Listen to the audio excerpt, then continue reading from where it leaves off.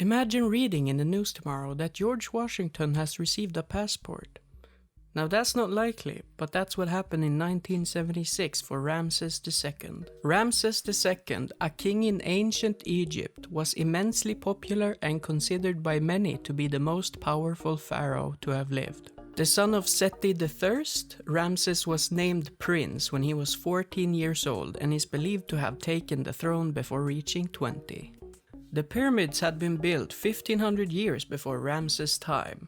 Instead of focusing on the construction of a single great monument, he had buildings all up and down the Nile River constructed in his honor. Most pharaohs had their statues carved shallowly into stone.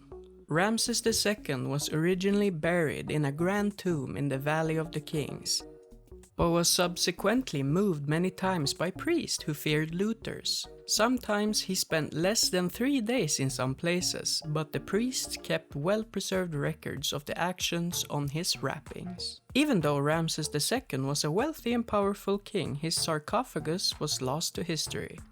But when he was rediscovered, he was in a deteriorating condition.